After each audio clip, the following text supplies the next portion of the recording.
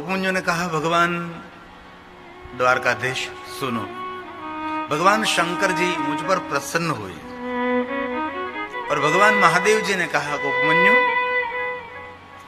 आपके मन में जो इच्छा है तो कोई भी वरदान आप मांग सकते हैं और अदे मेरे पास एक भी ऐसी वस्तु नहीं कि आपको मैं दे ना सकूं। कोई भी अयोग्य वस्तु ऐसी नहीं है आप मांगे और मैं ना कहूं।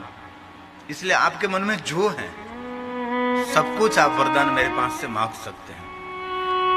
तो भगवान द्वारकाधीश को बता रहे हो उपमन्यु जी कि मैंने भगवान महादेव को पहले कहा कि मेरे हृदय में आपकी भक्ति दृढ़ रहे, अविचल भक्ति रहे, कभी भी मेरी भक्ति विचलित न हो जाए। ये मैंने महादेव के पास से पहला वरदान मांगा। और दूसरा वरदान मैंने भगवान शंकर जी के पास से मांगा है,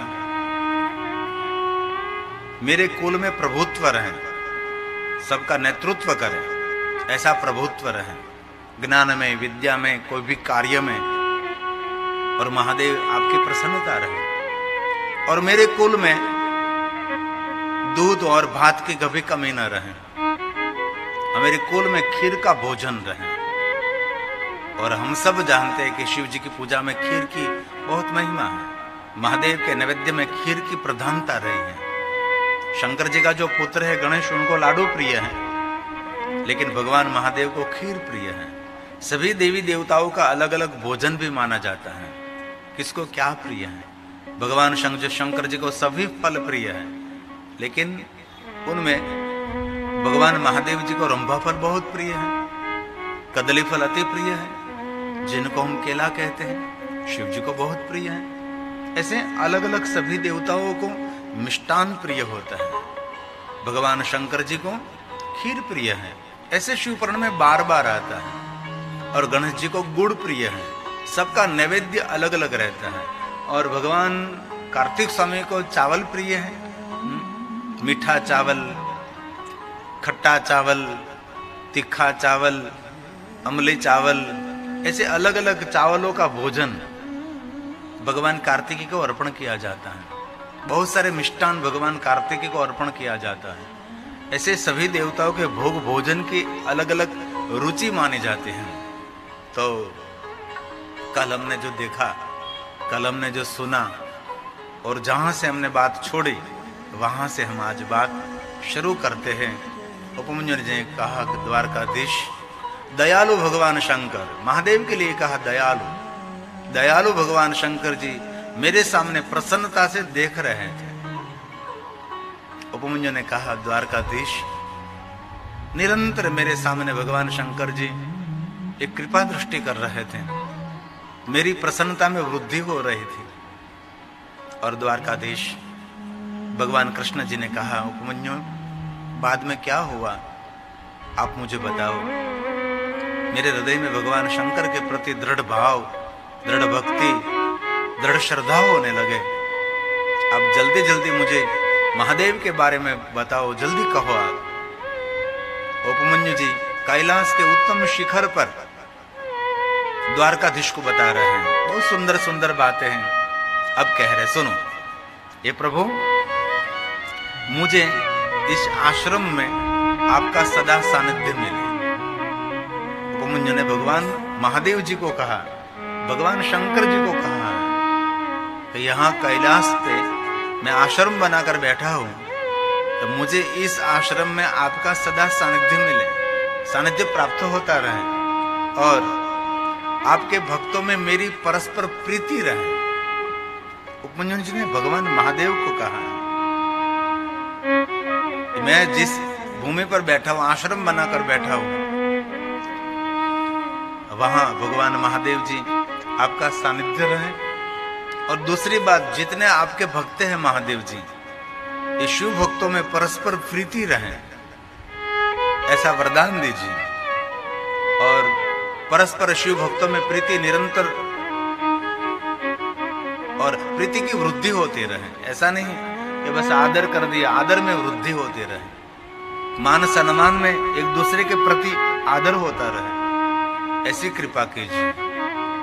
उपमन्यु जी ने कहा, द्वारकाधीश ऐसे मैंने भगवान शंकर जी को कहा और महादेव जी ने मुझ पर कृपा दृष्टि करते रहे और मैं मांगता रहा और शंकर जी अपने भ्रूह के इशारे मात्र से सभी वरदान मुझे देते रहे। तो ये श्लोक शिव महापड़ ग्रंथ का है और उपमन्यु जी द्वारकाधीश भगवान कृष्ण जी को बता रहे हैं। ये सभी श्लोक उमा संहिता के हैं जो कि उपमन्यु के मुख में से प्रकट हुए हैं, इसलिए शब्द की बहुत महिमा होती है। मास्तु तव सानिध्यम, उपमन्यु ने कहा ममास्तु तव सानिध्यम, निरंतर आपका सानिध्य मुझे मिले। नित्यं चैवाश्रमे विभो, हे विभो हे भगवान, तव भक्तेषु संख्यं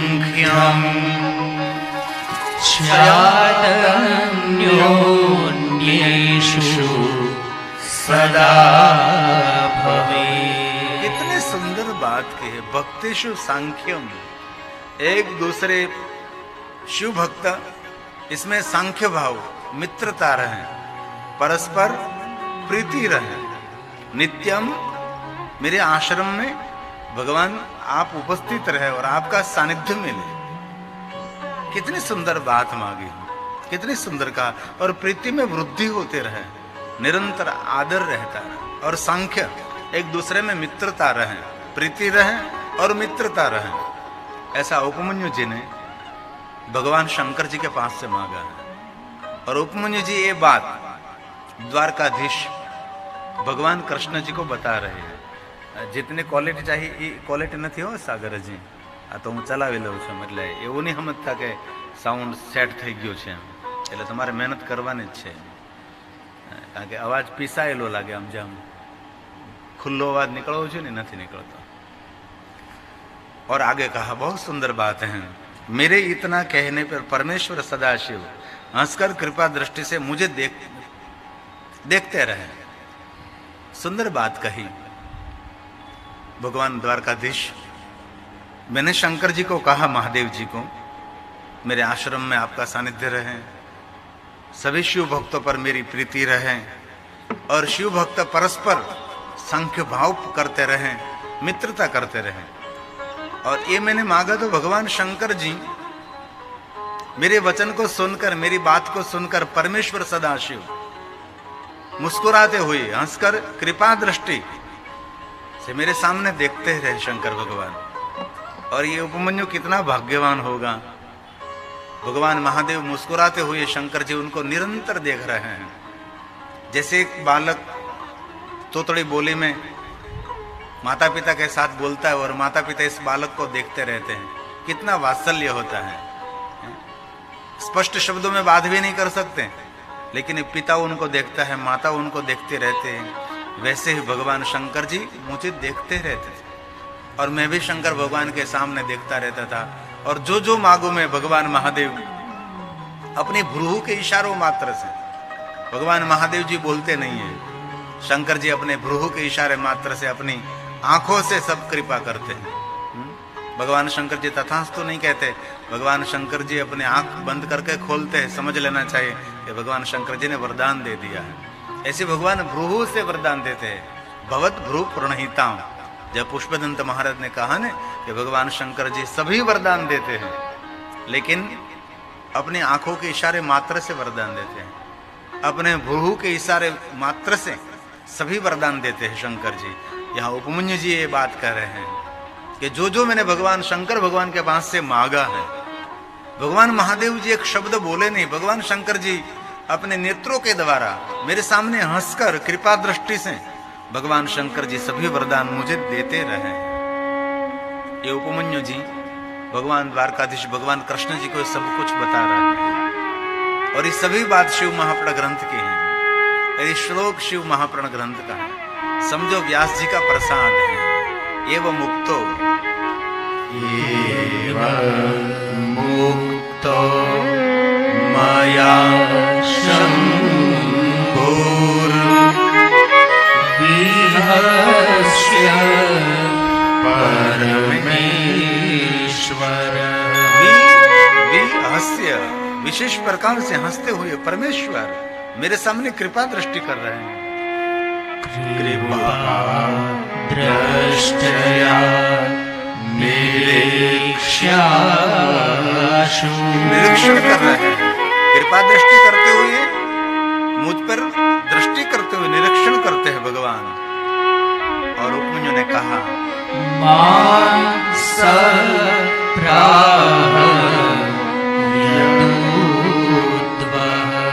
कितनी सुंदर बात करी। हे यदुनंदन, हे द्वारकाधीश, हे वासुदेव, हे कृष्ण जी, ये पल अभी भी मुझे याद है।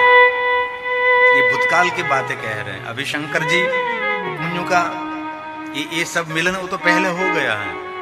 वो बात दोहरा रहे कि मेरे जीवन में मैंने आंखों के द्वारा भगवान महादेव को देखा और मैंने जो भगवान शंकर जी के पास से मांगा है, ये भगवान शंकर जी ने अपने भ्रूह के इशारे मात्र से, अपनी आंखों के इशारे मात्र से प्रसन्नता पूर्वक भगवान शंकर हंसकर कृपा दृष्टि करते हुए मुझे देखते हुए महादेव जी सभी वरदान मुझे दे रहे हैं।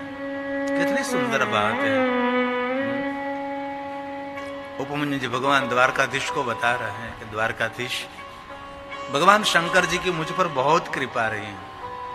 और उपमन्यु ऋषि जितने महादेव जी के भक्त हैं इसमें श्रेष्ठ माने जाते हैं और अमरत्व को प्राप्त हुए हैं। उसकी मृत्यु नहीं हुई।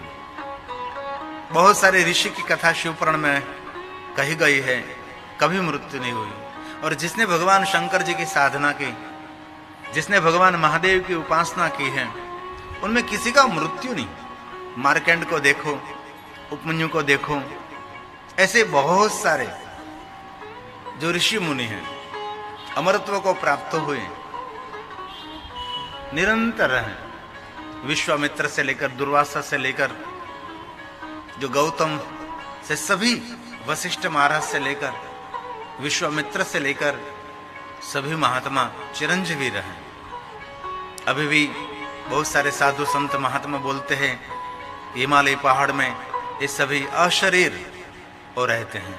क्योंकि शरीर का तो कोई आयु होता है ना, आयु पूर्ण हो जाती है शरीर की, लेकिन आत्मा की कोई आयु नहीं होती। आत्मा निरंतर है, वो कभी क्षय नहीं होता। वो अपने कर्मों का फल भोगने के लिए अलग अलग स्थानों पर उसका अवतरण होता रहता है। इस शरीर की आयु है, कोई आत्मा की आयु नहीं होती। आत्मा निरंतर रहते हैं। एक स्थान को छोड़ दिया, दूसरे स्थान पर वो प्रकट हो जाते हैं। ऐसे शिवपुराण में भी मुक्ति, परामुक्ति, जीव और शिव का मिलन, जीव और शिव में फर्क, इसने बहुत सारी बातें हमने पहले कह दी। ये सभी तो ये अभी भगवान द्वारकाधीश को बता रहे हैं, भगवान कृष्ण जी को बता रहे। कृष्ण जी सुन रहे हैं और द्वारकाधीश स्वयं श्री हरि है ना, द्वारकाधीश स्वयं नारायण है। जो हमने अभी कथा की थी अहमदाबाद में, वहाँ हमने एक कथा का गायन किया था कि श्रीकर नाम का गोवाल, उसने बहुत महादेव की भक्ति की थी। उसके अष्टमी पेठी में नंद हुए और नंद के वहाँ भगवान द्वारकाधीश भगवान कृष्ण जी प्रकट हुए हैं। ये कथा शिव महापुराण में है। उसकी अष्टमी पेठी में बहुत सारी भगवान महादेव की भक्ति का फल था। शिव भक्ति का फल ये भगवान कृष्ण जन्म है। ये बात स्पष्ट शिव महापुराण में कही है। जिनके परिवार में, जिनके गृह में, जिनके घर में शिव भक्ति रहती है, वो घर, ये गृह, ये परिवार, ये पूर्वज सभी परम आदरणीय और वंदनीय कहलाते हैं। ऐसा बार बार शिव महापुराण में कहा है। जिनके परिवार में भगवान शंकर जी की भक्ति रहते हैं, उसके पिता को धन्य कहा, उसके मातोश्री को धन्य कहा, उसके पूर्वजों को धन्य कहा, कुल और जन्म को धन्य कहा, उसके गोत्र को धन्य कहा। ऐसे बहुत सारे श्लोक हमने पहले गा दिए, इसलिए दूसरी बार ये बात दोहराने की कोई जरूरत नहीं, क्योंकि लगातार आधे साल बीत गए हम ऐसे कथा गा रहे हैं, रोज नई कथा, कुछ नई बात। अभी भगवान महादेव जी बोलते हैं और उपमन्यु जी भगवान कृष्ण जी को कहते हैं हे द्वारकाधीश, भगवान महादेव ने जो मुझे कहा, अब महादेव बोलेंगे और शंकर जी कैसा बोलेंगे, क्या बोलेंगे, उपमन्यु को कहेंगे, ये बात मैं आपको कहता। संवाद चल रहा है उपमन्यु और कृष्ण जी का, और दूसरे तरफ संवाद चल रहा है प्रयाग तीर्थ में सुत पुराणी और शौनक जी का। धर्म क्षेत्र महाक्षेत्र गंगा कालिंदी संगमे प्रयागे परम पुण्य ब्रह्मलोकस्य वर्तमने, एक संवाद वहां चल रहा है। और एक संवाद चल रहा है ब्रह्मा और नारद जी के बीच। ब्रह्मा जी भगवान महादेव की कथा का गायन करते हैं। अनको तो आवाज न कराएं बाजू में। ब्रह्मा जी स्वयं नारद जी को भगवान महादेव की कथा बता रहे हैं। ये ब्रह्मा और नारद जी का सुंदर संवाद है। ऐसी सभी अलग अलग भगवान की कथा शिव महापुराण में कही है। अभी कहते हैं, महादेव बोलते हैं, हे मुने, हे उपमन्यु। कौन बोले? स्वयं शंकर जी बोल रहे हैं। श्लोक महादेव के मुख में से प्रकट हुआ है। हे मुने, हे उपमन्यु। और महादेव ने कहा, हे तात। एक छोटा शब्द है तात। जब नारद जी भगवान महादेव को मिलने के लिए शिवलोक गए थे, तब शंकर भगवान ने नारद जी को भी तात कहा था। तात शब्द का अर्थ है पितातुल्य, मूर्धन्य, आदरणीय व्यक्ति, प्रातःकाल याद करने जैसा व्यक्तित्व, उनको कहते हैं तात। तात सबके लिए प्रयोग नहीं कहा जाता। कहीं लोग तो इतने तुच्छ लोगों के लिए कोई शब्द का प्रयोग कर देते हैं। कभी नहीं हम देखते हैं टीवी में, तो कोई थोड़ा सा दान करते हो तो वो साधुवाद देने लगते हैं। साधुवाद किसको दिया जाता है, ये पहले मालूम होना चाहिए यार। साधुवाद कोई छोटा शब्द है। और कोई थोड़ा सा दान कर दो, कर्ण की उपमा देने लगते हैं। अरे कर्ण की उपमा किसी को दे ही नहीं सकते। भूत और भविष्य कर्ण एक हुआ है, और दूसरा कोई कर्ण दुनिया में नहीं होता। भामाशा एक होता है, दूसरा नहीं होता। इसलिए दूसरे की उपमा देकर किसी को बहकाना, वो तो शब्द दोष कहलाता है ना। इसलिए कभी नहीं, बस वही है, उसने दान किया है, उसकी प्रशंसा करो, धन्य है आपने बहुत बड़ा सहयोग दिया है। लेकिन कर्ण की उपमा देकर, साधुवाद देकर, ऐसा तो गलत है। साधुवाद को तो किसी को नहीं देना चाहिए। साधुवाद तो दधीची ऋषि को देना चाहिए, जो अपने प्राण का त्याग करते हुए देवताओं की रक्षा के। ऐसे साधुओं को, ऐसे बहुत सारे साधुवाद देना चाहिए। हरिचंद्र को, ऐसे महापुरुष को साधुवाद दिया जाता है। कोई छोटा सा काम करे और साधुवाद, कोई शब्द सबके लिए नहीं होता। ये तात शब्द भी सबके लिए नहीं होता। तात शब्द बहुत ऊंचा और भारी और बहुत आदरणीय शब्द है। उनसे ऊपरी कोई शब्द नहीं है। भगवान शंकर ने कहा, ये उपमन्यु है तात। कितनी सुंदर बात है। तात शब्द में वात्सल्य भाव है। कभी कभी नहीं कहते अपने बच्चे को हमारा बाप। बच्चा कभी बाप नहीं होता, लेकिन कहते हैं मेरा बाप। बाप कहते हैं बच्चे को। बच्चा तो बच्चा है, लेकिन वात्सल्य भाव है इसमें। इसे तात। तुम जरा सुनो, आप उपमन्यु जी, पहले तो जरा मतलब वृद्धावस्था से रहित रहोगे और मरण और जन्म से परे रहोगे। मरण और जन्म का दोष आप में नहीं रहेगा। जन्म और मृत्यु से वर्जित हो जाओगे और तुम्हारी सारी कामनाएं ये पूर्ण होगी। ये भगवान शंकर जी ने इस श्लोक का गायन किया है। हे तात, हे उपमन्यु, हे मुने, पहला वरदान देता हूं, आपके जीवन में कोई वृद्धावस्था नहीं, मरण नहीं, जन्म नहीं। और तुम्हारी जो कामना है वो मन में संकल्प करने मात्र से आपकी कामना की पूर्ति होगी। ऐसा भगवान शंकर जी बोले हैं, महादेव स्वयं बोले हैं। ये श्लोक शंकर भगवान के मुख में से प्रकट हुआ है, इसलिए हम गाएंगे, क्योंकि महादेव के मुख के शब्द हैं। कोई श्लोक की तो बहुत एक श्लोक की महिमा होती है, लेकिन कोई शब्दावली होती है। ये शब्द किनके मुख में से प्रकट हुआ, ये बहुत महत्व की बात होती है। स्वयं महादेव बोले, उपमन्यु मुने तात। कितना कितने सुंदर है। हे उपमन्यु मुने तात वर्जितस्त्वं भविष्यसि। भविष्य में आपके जीवन में कोई वृद्धावस्था नहीं रहेगी और जरा मरण जयदोषे सर्व कामान्वितो भव सर्व कामान्वितो भव। भगवान महादेव ने वरदान दे दिया, भगवान शंकर जी ने वचन दे दिया। कितनी सुंदर बात है ये। आपके मन में जो कामना होगी ये सभी कामना की पूर्ति होती रहेगी। कोई जन्म नहीं, कोई मृत्यु नहीं, आपके जीवन में कभी वृद्धावस्था नहीं, कभी बुढ़ापा नहीं, आपका शरीर कभी जर्जरित नहीं होगा। ये भगवान महादेव ने कहा है। और बहुत एक बात दिल से मैं कहता हूं, जो दिल से भगवान शंकर जी की भक्ति करते हैं ना, उनके जीवन में वृद्धावस्था नहीं आती। भले शरीर थोड़ा सा जीर्ण हो सकता है, लेकिन उनका मन परिपक्व रहता है। उनका मन उत्साही, आनंदी, निरंतर दूसरों को प्रोत्साहित करता हुआ उसका मन, उसका जीवन रहता है। इसलिए महादेव के भक्त कभी वृद्ध नहीं होते और महादेव के भक्तों की कभी मृत्यु नहीं होती। उनका शरीर शांत हो जाता है। मृत्यु तो जो अधर्मी लोग, पापी लोग, उनकी मृत्यु होती है। इसलिए शरीर शांत होगा। और एक बात और, जन्म और मृत्यु के जो फेरे हैं उनमें से छूटने के लिए एक ही उपाय है, भज सांब सदाशिव, भज सांब सदाशिव।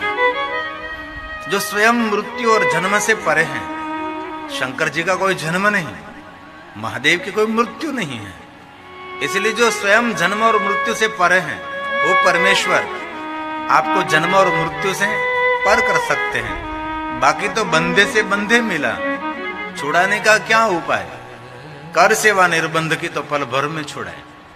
जिनका जन्म हुआ है, जिनकी मृत्यु हुई है, वो कैसे आपको जन्म और मृत्यु के बंधन में से छुड़ा सकता है। स्वयं जन्म मृत्यु से परे है भगवान शिव।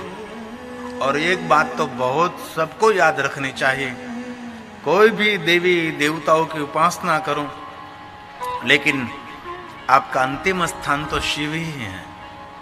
आप कहीं से जा सकते हैं, आप सीधे रोड पर जा सकते हैं, कहीं डायवर्जन लेकर जा सकते हैं, कहीं छोटे मार्ग पगडंडी से जा सकते हैं, लेकिन अंत में तो जीव को पहुंचना है शिव के ही पास है। कोई भी देवी देवताओं की उपासना करो, सांख्य योग करो, पशुपति मत करो, कोई भी मत, वैष्णव मत, लेकिन अंत तो भगवान शंकर के पास ही पहुंचना है।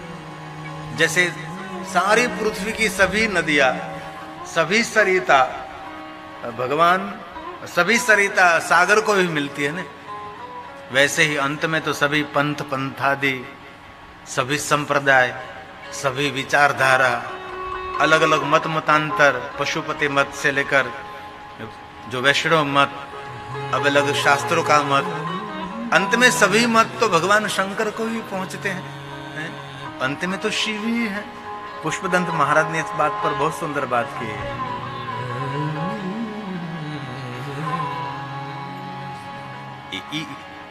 जो भगवान व्यास जी ने शिव पुराण में, जो उपमन्यु जी ने जो बात कही है, वही बात ये जो परम शिव भक्तों में शिरोमणि हुए पुष्पदंत महाराज, उसने बहुत सुंदर कहा, त्रयी सांख्यम योगः पशुपति मतम वैष्णवमिति। अलग अलग मत माना जाता है ना।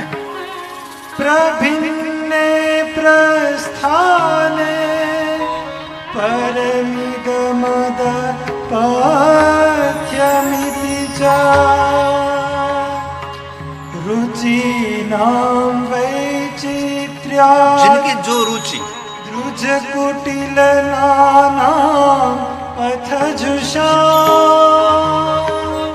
नृणामेको गम्य स्वमसि पयसामार्णवैव।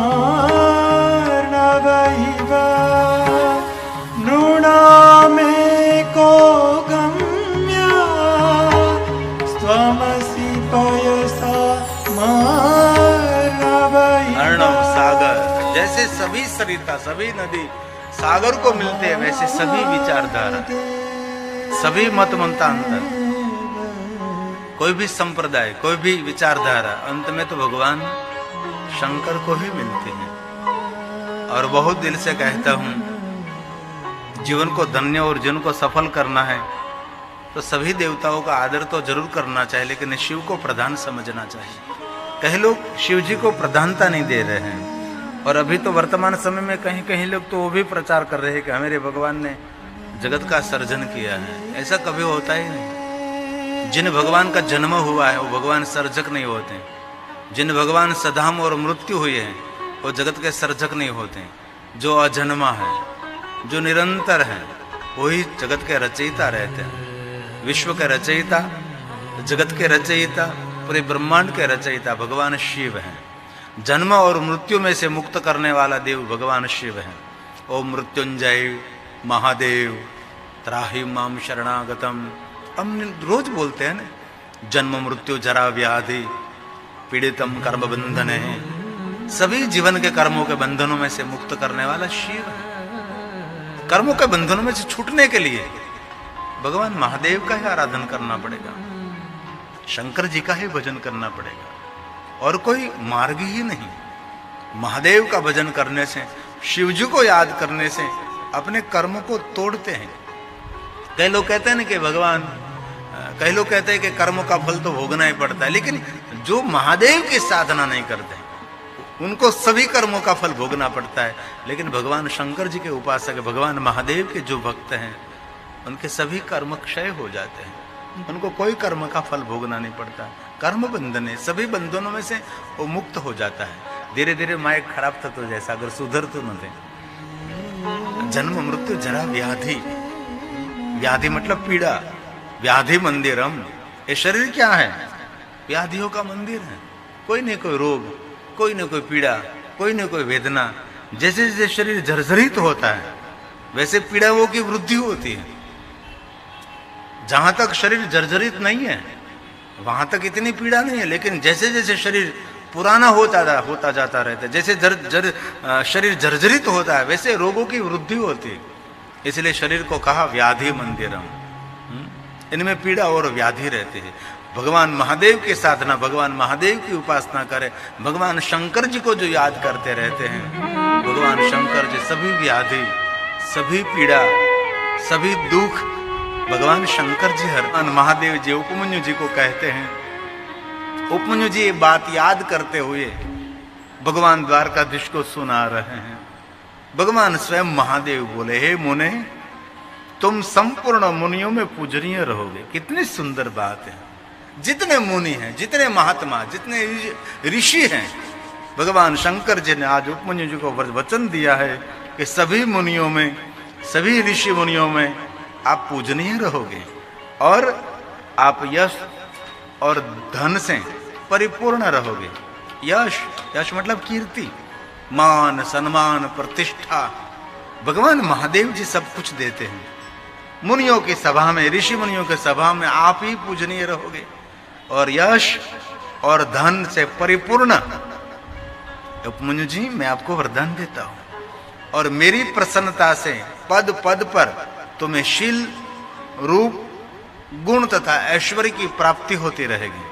कदम कदम पर भगवान शंकर जी ने कहा, भगवान महादेव जी ने कहा है।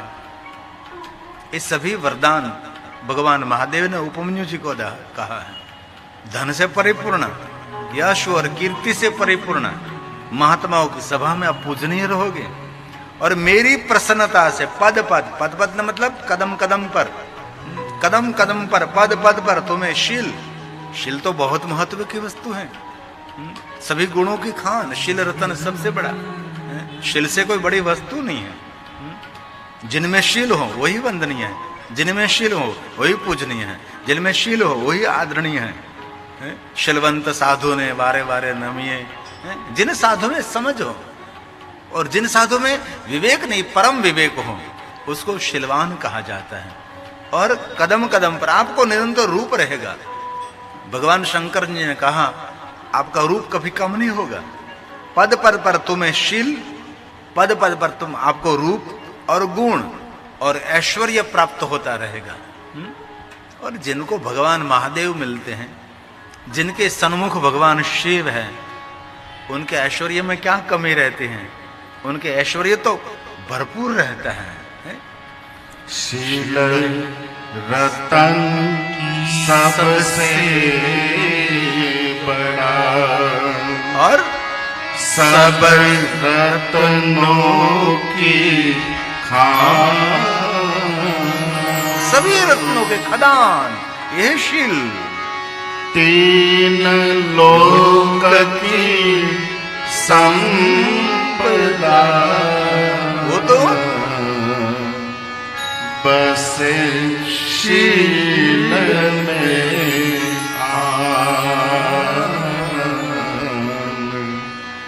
बस शील में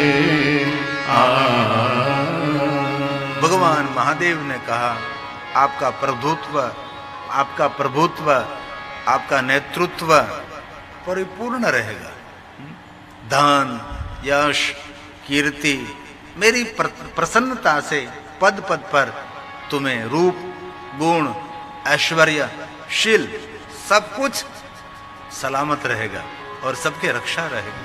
शील की रक्षा, रूप की रक्षा, गुणों की रक्षा, ऐश्वर्य की रक्षा ऐश्वर्यवान भगवान शंकर ही कर सकते हैं। ये सभी वरदान भगवान महादेव जी ने उपमन्यु ऋषि को दिया है। ये श्लोक भगवान महादेव के मुख में से प्रकट हुआ है। मुनिनाम पूजनीयश्च, ये शब्द किनके मुख में से? ये भगवान महादेव के मुख में से प्रकट हुए हैं। शिव से विभूषित हुए शब्द हैं। किसने कहा है? वो बहुत महत्व की बात है। ये सभी श्लोक शिव महापट ग्रंथ के हैं और भगवान महादेव जी उपमन्यु को कहते हैं। सुनो उपमन्यु। मुनीनाम पूजनीयश्च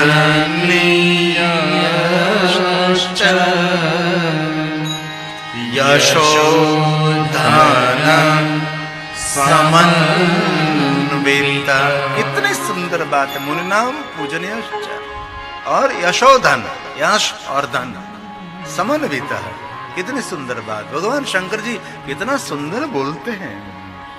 शील रूप गुणेश्वर और ऐश्वर्य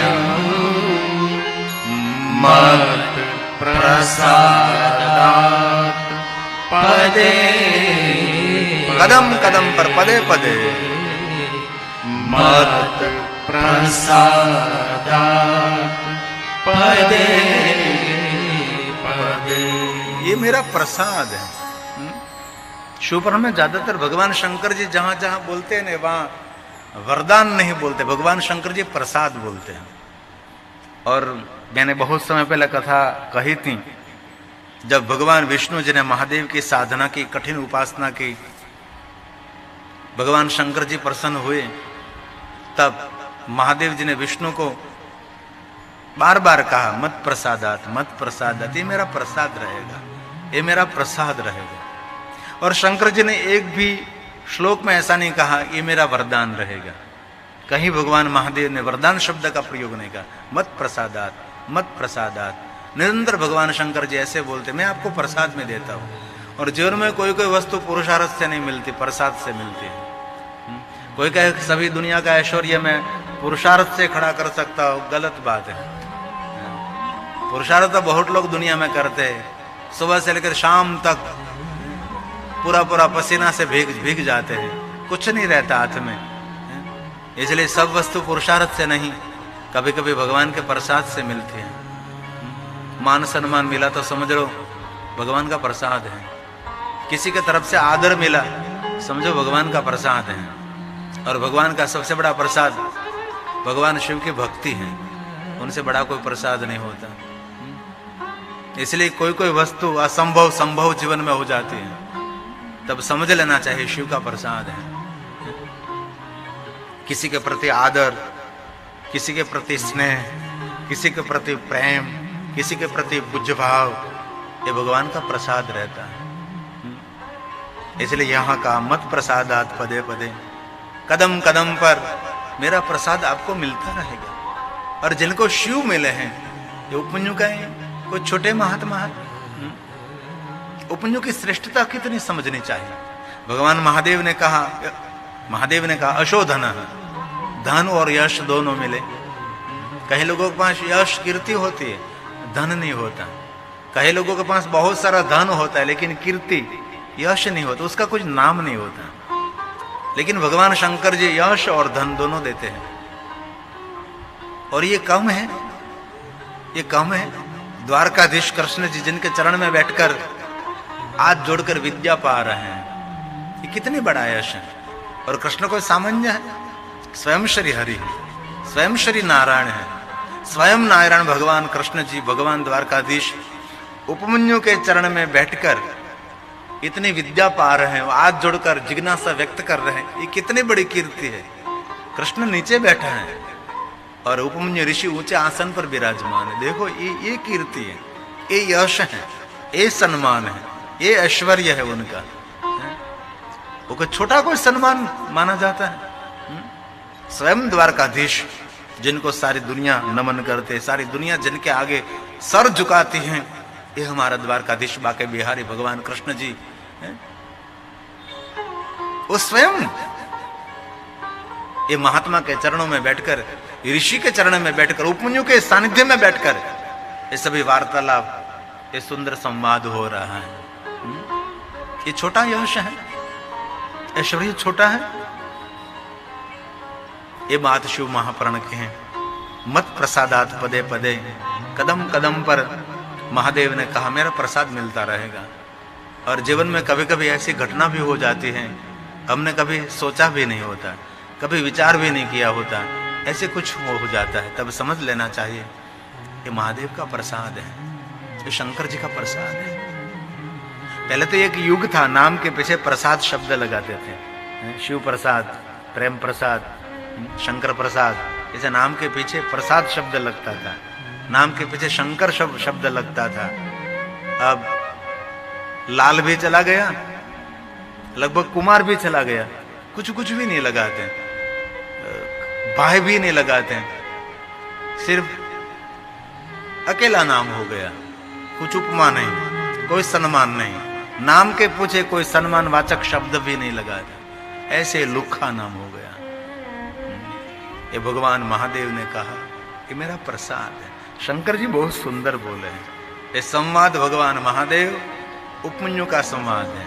और बीती हुई बात और देखियो और सुनी हुई बात उपमन्यु जी भगवान द्वारकाधीश भगवान कृष्ण जी को बता रहे हैं। बहुत सुंदर बात है। हे मुने, कौन बोले? शिव जी बोलते हैं, ये महादेव जी बोलते हैं। और मैं कितना भाग्यवान हूं, यहाँ द्वारकाधीश बैठे हैं, कृष्ण जी बैठे हैं इधर, और यहाँ वासुकीनाथ महादेव बैठे हैं, और ये संवाद चल रहा है। हमने सोचा भी नहीं था कि उमा संहिता की कथा मुझे वासुकीनाथ महादेव के सानिध्य में कहने का अवसर मिलेगा। और यहाँ हमारे राधा कृष्ण जी विराजमान हैं, भगवान कृष्ण जी स्वयं भगवान बाकी बिहारी विराजते हैं, और राम लक्ष्मण जानकी भी विराजते हैं। और उनके दोनों के बीच में बैठकर इस संवाद जो शिव महापुराण में गाया है वो मैं आपको कहने का प्रयास करता हूँ। और बहुत सुंदर बात की, हे मुने, तुम जहां जब चाहोगे वहां समस्त जो मन में चिंतन करोगे और यथो राशि भूत क्षीर सागर का सदैव सानिध्य प्राप्त होता रहेगा। कितनी सुंदर बात है। क्षीर सागर, भगवान महादेव ने उपमन्यु के लिए बहुत सारे सागर निर्माण किए ना। मीठा जल का सागर, अमृत का सागर, खारा जल का सागर, ऐसे बहुत दूध का सागर, दही का सागर, ऐसे बहुत सारे सागरों का वर्णन भी हमने पहले कर दिया। भगवान शंकर जी ने पूरा दूध का समुद्र बना दिया।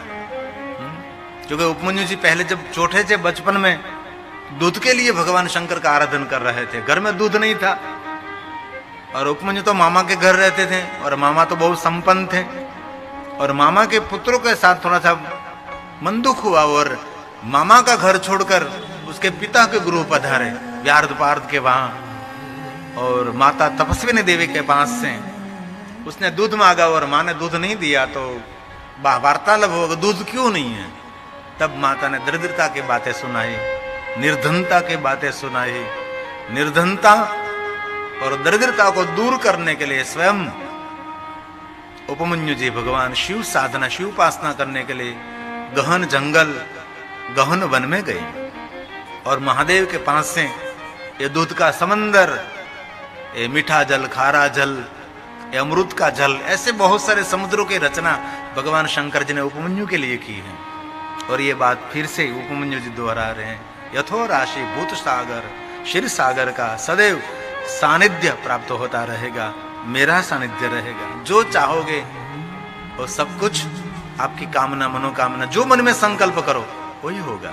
जिनको वचन सिद्धि कही जाती है, जिसको कल्पना सिद्धि कही, जो कल्पना करें वही हो जाता है। ये श्लोक भगवान महादेव के मुख में से प्रकट हुआ है। ये शंकर जी का प्रसाद समझना चाहिए। और ये चैत्री नवरात्रि का पहला दिन है। उमा संहिता है, माता के नाम से एक संहिता है ना, जो कि सती खंड है लेकिन खंड है, संहिता नहीं है। ये पूरी संहिता उमा के नाम से। और शंकर जी का नाम है उमेश्वर महादेव, उमानाथ महादेव, उमापति महादेव, ऐसे भगवान शंकर जी के नाम हैं। और कभी कभी महादेव को उमा के नाम से पुकारते रहो। पहले तो हमारे ब्राह्मणों में नाम था उमा शंकर जोशी, कितना सुंदर नाम, उमा शंकर, उमा प्रसाद। ऐसे प्रसाद और शंकर नाम के पीछे लगते थे। ये बाबा महादेव बोले, स्वयं शंकर जी बोले हैं, अक्षीरो सागर स्येव सानिध्यम पय कितनी सुंदर बात है। और तत्र ते भविता नित्यं, महादेव ने कहा, यत्र यत्रेच्छसे हे मुनि तत्र ते भविता नित्यम यत्र। आप जो जो कल्पना करोगे कदम कदम पर, जब जहां, यत्र तत्र, और जहां भी आप हो, आप कैलाश में हो, घर पे, वन में, शमशान में। और भगवान शंकर जी ने विशेष करके कहा तत्र यत्र, यहां हो क्या वहां हो, यहां हो जहां हो, जहां हो वहां आपका जो संकल्प है ये सिद्ध होता रहेगा। आप जो बोलेगे वैसा होगा, जो कल्पना करेंगे वही होगा। ये भगवान शंकर जी के वचन हैं। ये सभी वरदान, सभी वचन उपमन्यु ऋषि को मिला है।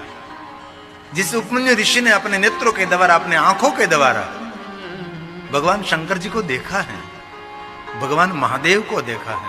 और जो देखा है वही भगवान कृष्ण, राधा कृष्ण को सुना रहे हैं, राधा नहीं, भगवान कृष्ण जी को सुना रहे हैं, द्वारकाधीश को सुना रहे हैं। ये बात शिव महापुराण अंतर्गत है। और कहा जब तक इस व्यवस्था मनु रहेगा और ये कल्प समाप्त नहीं होता, तब तक तुम अपने बंधुओं के साथ इस क्षीर समुद्र का दर्शन करते रहोगे।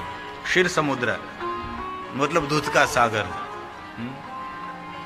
उनका दर्शन करते रहोगे। एक घी का सागर, दही का सागर। जब भगवान शंकर जी ने सभी सागरों की रचना की, मीठा जल का सागर, कभी कभी होता है मीठा जल का सागर थोड़ा होता है, मीठा जल का सागर है ही अफ्रीका खंड में है। लगभग 3 से 4 देश वो सागर मिलता है। पूरा सागर मीठा जल का है, बड़े बड़े जहाज उसमें चलते हैं। ये पूरा मीठा जल है। और इस प्रांत का नाम तो मुझे बहुत याद नहीं रहा, लेकिन कम से कम 300 किलोमीटर में सोना और हीरे जमीन में दबे हुए हैं। ऐसा पूरा प्रांत है, लेकिन अनुमति नहीं है वहां से किसी को लेने की। लेकिन कोई कोई देश वाले वहां से मिट्टी ले जाते हैं और फिल्टर करके इसमें से स्वर्ण बनाते हैं। ऐसा 300 किलोमीटर के आसपास धरती में सोना और हीरे हैं। सरकार ने पूरी जमीन ले ली है। और वहां मीठा जल है, मीठा जल का सागर है, जिनका नाम विक्टोरिया लेक लगभग है, ऐसा है, लेकिन मीठा जल है। तो यहाँ कहा है कल्प तक आप निरंतर उसका आनंद लेते रहोगे, निरंतर उसका लाभ आपको और आपके परिवार को मिलता रहेगा, आप और आपके बंधुओं को मिलता रहेगा। ऐसा भगवान शंकर जी ने कहा। ये अमृत का सागर ये दूध का सागर, दही का सागर, ये घी का सागर, मीठे जल और खारे जल का सागर आपके लिए ही रहेगा, ऐसा भगवान शिव बोले हैं। अमृता अमृतात्मकं तत्क्षीरं यावत् संयाम्यते ततः और इमं वैवस्वतं कल्पम् पश्यसे बन्धुभिः सह। पश्य मतलब देखना, पश्यसे बन्धुभिः सह।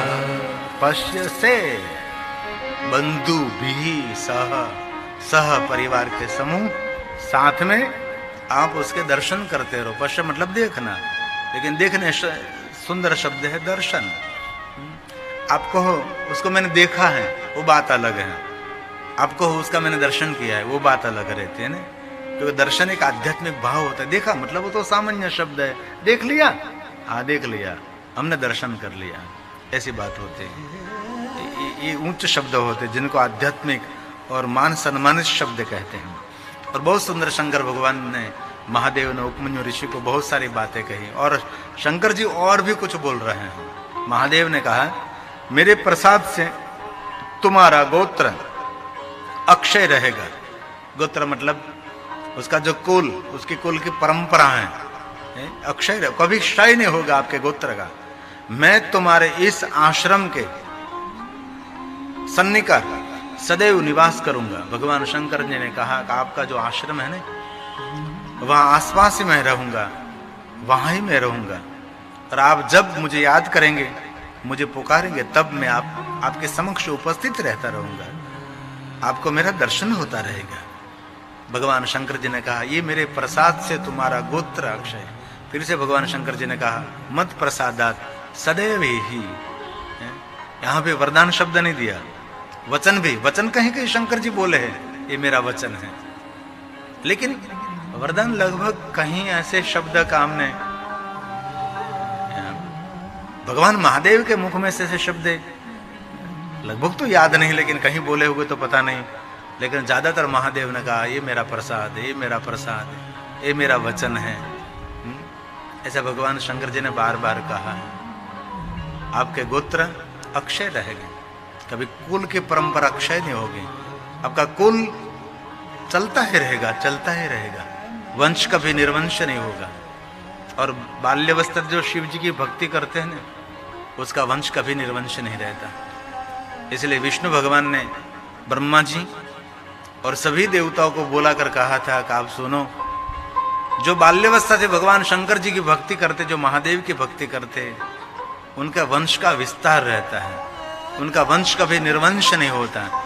इसलिए हे देवताओं, हे ब्रह्मा, आपको मैं कहता हूं आप शिव जी की भक्ति में रत रहो। और सभी देवताओं को भगवान विष्णु जी ने अलग अलग शिवलिंग दिया है।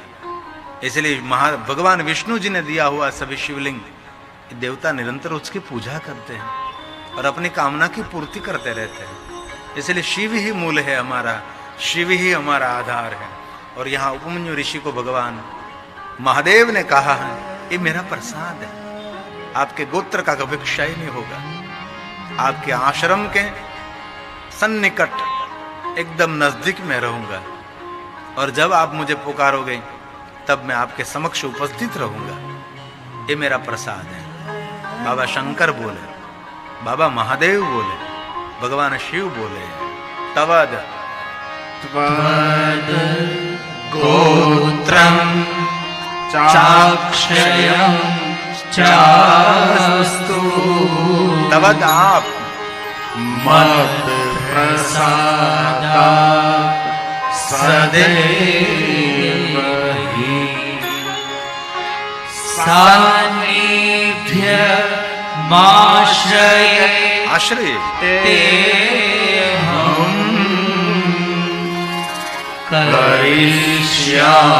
करिष्यामि महामुने कितनी सुंदर बात।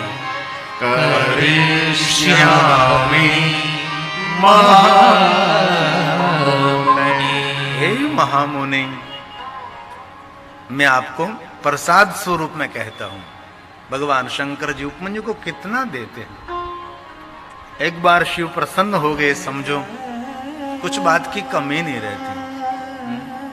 और शिव पुराण में बार बार कहा है, जिनके हृदय में भगवान महादेव की भक्ति स्थित हो जाती है, उनसे बड़ा कोई महाभाग्यवान नहीं माना जाता। ये बार बार शिव पुराण में शब्द को दोहराया। शिव महापुराण में तो सही, लेकिन बहुत सारे शिव संबंधी ग्रंथों हैं, इनमें भी बहुत बार कहा कि जिनके हृदय में भगवान शंकर जी की भक्ति स्थिर हो जाए। भगवान कृष्ण ने भी महादेव के पास यही मांगा था, सुस्थिर आपकी भक्ति मिले। उपमन्यु ने जी भगवान महादेव के पास से वही मांगा था, सुस्थिर भक्ति मिले। और याद करिए भगवान राम जी को, भगवान प्रभु राम ने भी महादेव को यही कहा था, मुझे भगवान आपकी सुस्थिर भक्ति मिले। एक दिन मेरी भक्ति वृद्धि हो, एक दिन मेरी भक्ति कम हो जाए, ऐसा नहीं। सुस्थिर भक्ति, एक सरखा भाव आपके प्रति महादेव हमारा रहे। ऐसा भगवान राम ने, भगवान कृष्ण ने, गुरु वशिष्ठ महाराज ने, विश्वामित्र जी ने, गौतम ने, अहल्या ने, सब ने।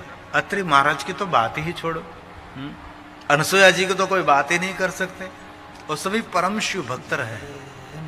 जितने जितने महादेव के भक्तों की नामावली है, इनमें मां अनसुया भी है, जिनके पवित्रता के कारण स्वयं गंगा जी प्रकट हुई थी कामद वन में, कामदगिरी पहाड़ के पास। अत्रि महाराज की शिव साधना, शिव उपासना के फल स्वरूप भगवान स्वयं शंकर जी लिंग रूपेण सत महानुग्रह लोका नाम, अत्रेश्वर महादेव लिंग से भगवान शंकर जी कामदगिरी पहाड़ के पास प्रकट रहे हैं। ये सभी महादेव के भक्त हैं। और एक तो मुझे बताओ कौन शिव भक्त नहीं है? कौन शिव भक्त नहीं है? जो शिव भक्त नहीं है वो देवताओं को भी मान्य नहीं है। देवताओं को वो मान्य है, हमारा भक्त होते हुए भी शिव भक्त होना चाहिए, वो देवताओं को मान्य माना जाता है। ये शिव महापुराण की बात है।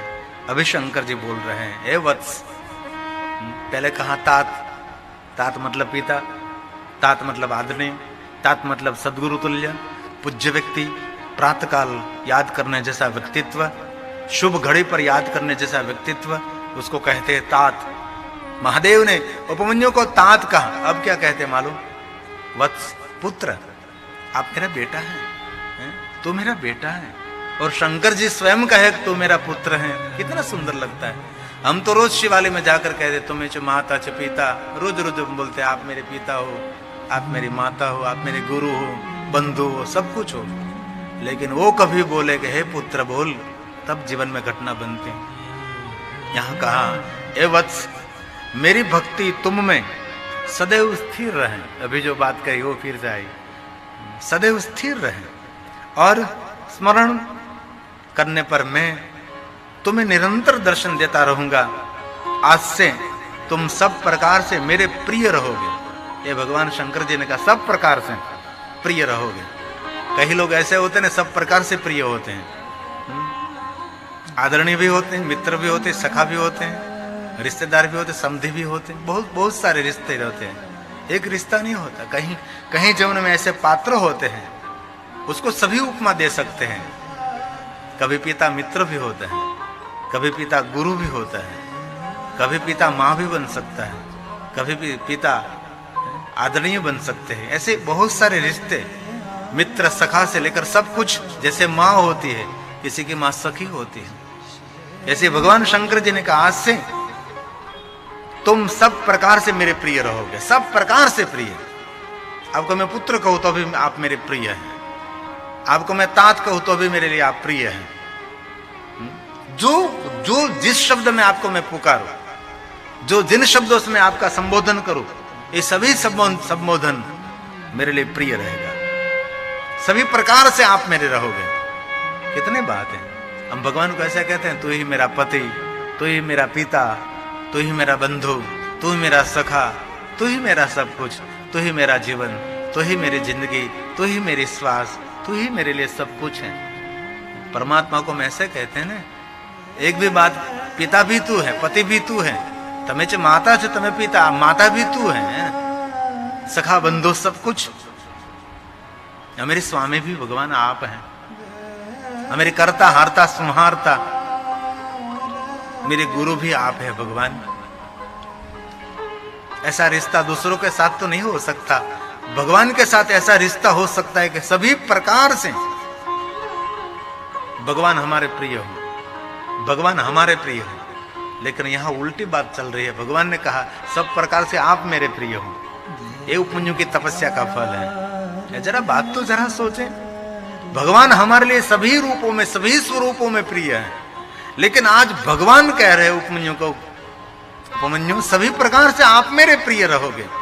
ये बड़ी क्रांति है, ये बड़ी तपस्या है, ये तप का फल है, ये साधना का फल है। निरंतर दर्शन देता रहूंगा, जब तो मेरा स्मरण करेंगे, मुझे याद करेंगे, तब मैं आपके समक्ष मैं आपको दर्शन दूंगा। भगवान शंकर बोले, ये श्लोक महादेव के मुख में से प्रकट हुआ है। मद भक्ति मद भक्ति सुस्थिरा चास्तु, कितनी सुंदर, सुस्थिर चास्तु मद भक्ति सदा दास्यामि। तू मुझे याद करे और मैं हाजिर। जैसे कोई सेठ अपने जो नौकर होता है अपने आदमी, उसको बोला तभी हाजिर हो जाते हैं ना। सेठ बोला नहीं, जी जी जी जी जी करते हाजिर हो जाता है, वैसे मैं हाजिर हो जाऊंगा। ये शंकर जी बोल रहे हैं, दासिया हमें, दासे मतलब सेवक, दास की तरह। ये भगवान की उदारता है। उपमन्यु ने कहा ने दयालु शिव बोले, ये उनकी दया है। दास्यामि सदा दास्यामि दर्शनम। कोई शेठ है, उनके वहां कितने सारे जो नौकर काम करते हैं, नौकर तो नहीं बोला जाता लेकिन बात समझाने के लिए मैं बोल रहा हूं, तो शेठ कुछ भी बोलेगा इसी समय हाजिर हो जाएगा। जी सेठ, जी सेठ, जी साहब करते, जी साहब। वैसे ही शंकर जी उपस्थित हो जाएंगे, शंकर जी वहां हाजिर हो जाएंगे। कितनी बड़ी तपस्या होगी उपमन्यु पर, कितनी महादेव ने कृपा के। देखे तो सही, हम भगवान के दास हैं, लेकिन शंकर ने कहा मैं तेरे में, आप जब याद करें तेरे दास की तरह मैं उपस्थित हो जाऊंगा। ये भक्ति का प्रभाव है। भगवान को बांधने के लिए सूत्र के तातने नहीं चाहिए, भगवान को बांधने के लिए प्रेम भक्ति चाहिए। प्रेम रक्षणा भक्ति जिनको कहते हैं, भगवान के प्रति आदर। और शिव महापुराण में एक श्लोक है, भाव भावाकरम शिवम। भगवान स्वयं महादेव ने कहा, जल से नहीं, दूध से नहीं, पंचामृत से नहीं, चंदन से नहीं, सुगंधित द्रव्यों से नहीं, अलग अलग बिलग बिलग रंग बिरंगी खुशबूदार पुष्पों से नहीं, वस्त्र अलंकारों से नहीं, मैं प्रसन्न रहता हूं भाव से। भाव भावाकरम शिवम, ये भगवान स्वयं महादेव ने कहा है। इसलिए शिव के दरबार में सामग्री की प्रधानता कम रहती है, वहां भाव की प्रधानता ज्यादा रहती है। आपका भाव महादेव के प्रति क्या है, बहुत महत्व की बात है। हम वासुकीनाथ महादेव में जब हमारे परम शिव भक्त शेठ श्री अनिल अग्रवाल जी जब पूजा करते तब उसका हम भाव देखते हैं। अभी टेलीविजन में हम देखते रहते तो ऐसा लगता है कितना भाव। ऊपर से भगवान महादेव के ऊपर जल का बारिश होती है, जल का अभिषेक होता है, और ये शिवलिंग को पकड़ कर बैठ, अभी जो टेलीविजन में आप देख रहे हैं, ये लिंग को पकड़ कर बैठ जाते हैं घंटों तक ऐसे भगवान महादेव की आराधना। अभी जो आप टेलीविजन में देख रहे हैं वो मेरे वासुकीनाथ महादेव, ये जो पीला पीताम्बर पहना है वही हमारे शेठ श्री परम शिव भक्त हमारे आदरणीय वडिल श्री अनिल जी अग्रवाल हैं, और सभी हमारे मंदिर के आचार्य भगवान शिव की पूजा करा रहे हैं, साथ हम भी बैठे हैं। ये सुंदर है।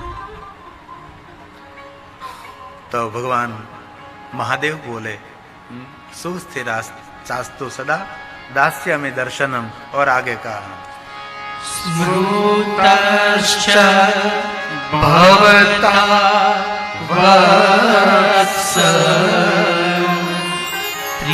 प्रियस्त्वं सर्वथा मम, प्रियस्त्वं सर्वथा। भगवान शंकर जी ने कहा तुम सब प्रकार से मेरे प्रिय रहोगे। क्या कहा? प्रियस्तवम सर्वथा मम। कितनी सुंदर पंक्ति है? कितनी प्यार से भरी हुई पंक्ति है। कोई आपको कहे कि सर्व रूपों में आप मुझे प्रिय हैं और स्वीकार्य, ये कितना सुंदर लगता है, ये कितनी बड़ी बात लगती है। कोई ऐसा तो जीवन में नहीं मिलता, लेकिन कोई मिले और ऐसे कहे कि आप तो मेरे लिए सब कुछ हैं, आप ही मेरे जीवन के सद्गुरु, आप ही मेरे जीवन के पथ दर्शक, आप ही मेरे सब कुछ हैं। तब आपकी जिम्मेदारी भी बढ़ जाती है। नहीं, कोई आपको सभी स्वरूपों में स्वीकार है, तब आपके मस्तक पर उसका भार रहता है। आज शंकर जी ने कहा प्रियस्त्वम सर्वथा मम, सभी रूपों में आप मुझे प्रिय रहोगे, तुम सब प्रकार से मेरे प्रिय रहोगे। ये शंकर जी ने वरदान दिया है उपमन्यु जी को। कितनी सुंदर बात, कितनी महान बात, वो कितनी बड़ी बात। तुम ही हो माता पिता, महादेव महादेव महादेव। तुम ही हो बंधु सखा, तुम ही हो, तुम ही हो साथी, तुम ही सहारे, कोई न अपना सिवा तुम्हारे, कोई न अपना सिवा तुम्हारे। तो वासुकीनाथ महादेव के सानिध्य में उपमन्यु और द्वारकाधीश के सुंदर संवाद हम उमा संहिता आधारित आपको सुना रहे हैं। बहुत सारी बातें हैं, इतनी दिव्य दिव्य बातें, जैसे सुनकर भगवान महादेव के प्रति भाव और उपमन्यु ऋषि के प्रति इतना आदर होने लगता है कि उसने कितनी कठिन तपस्या की होगी, तब शंकर जी मिले होंगे। और जब महादेव मिले तब कितने वरदान भी मिले। तो हम वासुकीनाथ महादेव के पास में बैठकर, उनके सन्निधि में बैठकर हम भगवान महादेव की महिमा गा रहे हैं। और बहुत बहुत मैं आदर करता हूँ मेरे जजमान श्री का। अमेरिका में बैठकर टेलीविजन के माध्यम से कथा सुनते। कल मुझे फोटो भेजे उसने, टेलीविजन में आरती उतार रहे थे और मंदिर में दीप जलाया था, भगवान की स्थापना की थी, और टेलीविजन के माध्यम से कथा सुनते। और मैं यहाँ से आरती करता हूँ तो वहाँ टेलीविजन के माध्यम से पूरा परिवार आरती उतारते हैं। ये परम शिव भक्त परिवार है, उसके पुरुषार्थ की कमाई से इस कथा के जजमान बने। 11 दिन की कथा इस जजमान श्री के, बाद में 7 दिन की कथा, कोई कथा 7 दिन की कथे होते हैं, कोई 9 दिन की, कोई 11 दिन के होते हैं। तो शिव शक्ति परिवार जो अमेरिका रहते हैं, हम आपका आदर करते हैं। और यहाँ हमारी संपूर्ण सुविधा व्यवस्था हमारे उपस्थित परम शिव भक्त अनिल जी अग्रवाल तथा परम शिव भक्त कृष्ण भक्त हमारे सुलोचना देवी अग्रवाल, आप दोनों का हम बहुत आदर करते हैं कि आपने ये सब कुछ भगवान महादेव के सानिध्य में व्यवस्था कर दी और हम कथा गा रहे हैं। और करोड़ों करोड़ों जन तक टेलीविजन के माध्यम से कथा पहुंच रही है।